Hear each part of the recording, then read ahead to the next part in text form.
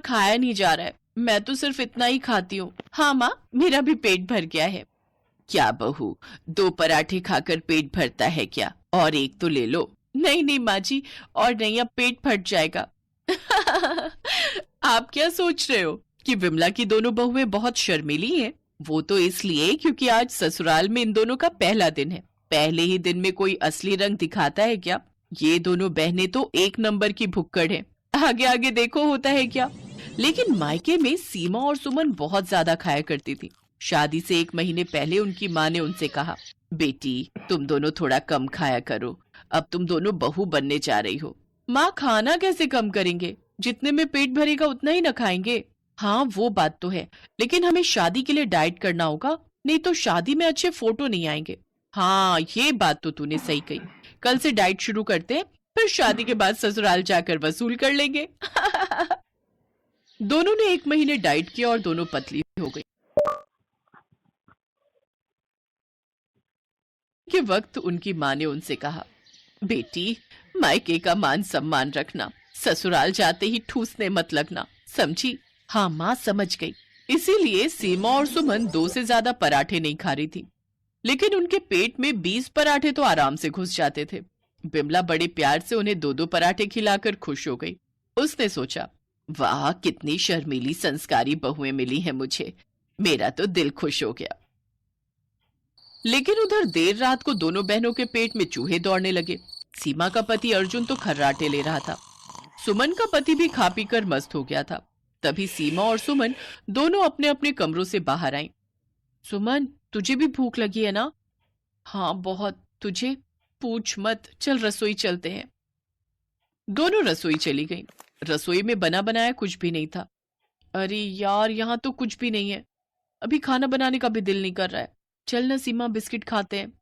2 packet biscuit दोनों ने 5 minute में खत्म कर दिया, लेकिन दोनों की भूख बढ़ गई।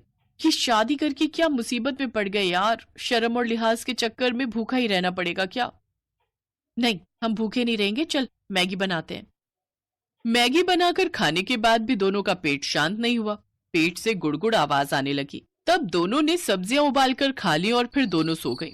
अगले दिन सुबह सुबह बिमला रसोई में आ गई। बिमला को खाना बनाना बहुत अच्छा लगता था, इसीलिए वो अपनी बहुओं से खाना नहीं बनवाती थी, खुद ही बनाती थी। बाकी बहुओं के लिए ये बहुत खुशी की बात हो सकती है, लेकिन सीमा और सुमन के लिए ये एक परेशानी थी। खाना बनाते हुए वो दोनों रसोई में चोरी छुपे कुछ खा सकती थी, लेकिन बिमला तो उन दोनों को रसोई में घुसने ही नहीं दे रही थी। खैर, सुबह सुबह रसोई में घुसते ही बिमला ने देखा कि सब्जियां गायब हैं। अरे, कल ही तो बाजार से सब्जियां लाई थी, वो सब कहाँ गए? बहू, तुम दोनों ने देखा है क्या? नहीं, मैंने कुछ नहीं। हाँ, मुझे भी कुछ नहीं पता, वो चूहों ने खाई होगी। बाप रे, कितना बड़ा चूहा था, सारी सब्जी खा गया। ये क्या, बिस्किट का डिब्बा भी खाली है। ये चूहे बिस्किट का डिब्बा भी खोलने लग गए हैं क्या? क्या पता माँ जी, समय के साथ साथ चूहे भी अपग्रेड हो रहे हैं ना। बाप रे, क्या दिन आ गए हैं। ठीक है, अब सब कुछ संभाल कर रखना होगा। बेटा, जरा बाजार होकर आना। बिमला ने दोनों बेटों को बाजार भेज दिया। फिर से रसोई में सब्जियां आ गई। आज भी सीमा सुमन ने ज्यादा खाना नहीं खाया और रात को फिर से सब्जियां खत्म कर डाली। ये रोज रात को हो क्या रहा है?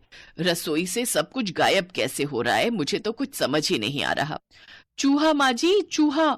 हाँ, चूहे सब खत्म कर रहे हैं। बेटा, आज ही चूहे मारने की दवाई लाना, घर में चूहे बढ़ गए हैं। रात को बिमला ने चूहे मारने की दवाई बिस्किट में मिलाकर बाहर रख दिया, लेकिन सुबह उठकर देखा तो उन जहरीले बिस्किट के अलावा बाकी सब गायब था। इन चूहों के पास तो दिमाग भी है, क्या स्मार्ट चूहे हैं। बिमला ने रसोई में सब्जियां रखना ही बंद कर दिया।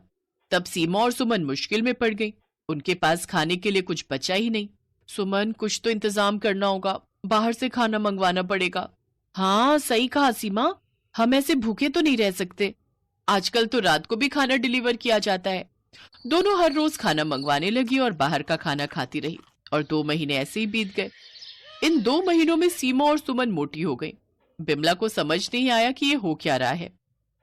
मुझे बस एक बात समझाओ, तुम दोनों खाती तो हो नहीं ज्यादा, 2 रोटी और 1 कटोरी चावल से पेट भर जाता है तुम दोनों का, फिर 2 महीने में ये कैसे हो गया? पता नहीं माँ, हमें भी तो कुछ समझ में नहीं आ रहा है। बाहर का खाना हर रोज खाने की वजह से दोनों के पेट में भी गड़बड़ी होने लगी। पेट में हमेशा गैस होने लगी और वो दोनों हमेशा घर के इधर उधर गैस छोड़ने लगी। पूरे घर में बदबू फैल गई।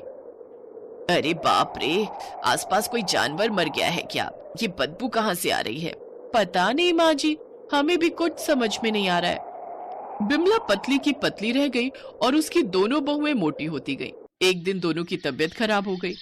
डॉक्टर ने कहा, ज्यादा तेल और मसाले खाने की वजह से हुआ है ऐसा। लेकिन मैं तो खाने में ज्यादा तेल डालती ही नहीं हूँ। वो मुझे क्या पता, मैं तो सच्चाई बता रहा हूं। अब जाकर बिमला को शक हुआ। उसने सर्च पे आसानी से जानो इंडिया